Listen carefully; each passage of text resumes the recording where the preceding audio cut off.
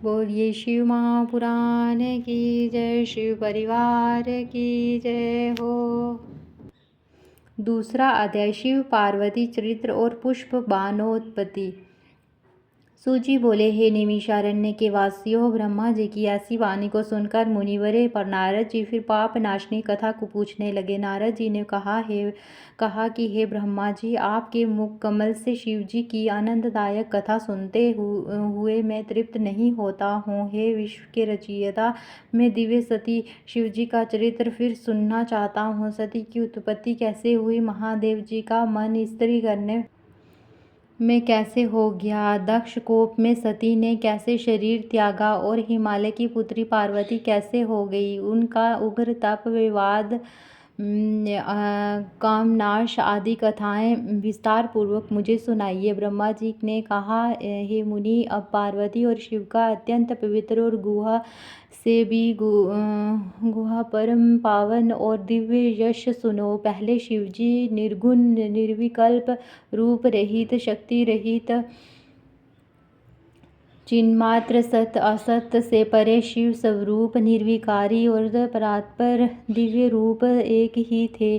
फिर उमा के साथ सगुण और शक्तिमान प्रभु हो गए, जिनके बाएं अंग से विष्णु और दक्षिण अंग से ब्रह्मा उत्पन्न हुए। तभी से सृष्टिकर्ता ब्रह्मा, पालक कर्ता विष्णु और लय कर्ता रुद्र हुए और तभी से सदाशिव के 3 रूप हो गए। अब मैं इन तीनों का आराधक हो गया। इनकी आराधना से मैं सुरासुर सहित मनुष्य आदि की सृष्टि करने लगा। मैंने ही सब प्रजापतियों को बनाया। मैं सभी प्रकार से उन्नत था। फिर मैंने मरीचि, अत्रि, पुलस्त्य, अंगिरा, कृतु, वशिष्ठ, नारद, दक्ष और भृगु को बनाया। और जब मैं उन्हें उत्पन्न कर चुका तब मुझे कुछ माया का मोह आ गया और तत्क्षण मेरे मोहों के बीच से संध्या नामक एक कन्या उत्पन्न हो गई, जिसको देखते ही मैं उठ पड़ा और मेरे पुत्र दक्ष और मरीचि ने भी हृदय से मैं शोच किया। तब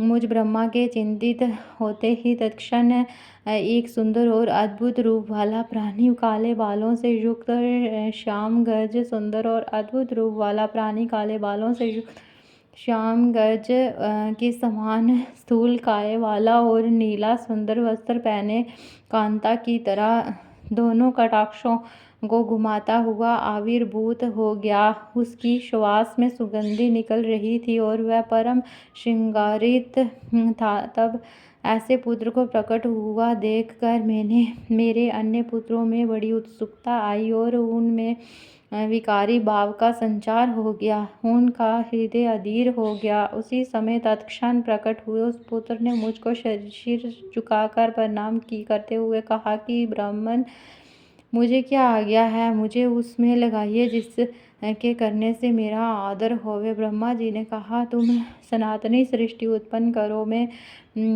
वासुदेव और सभी तुम्हारे वश में हैं।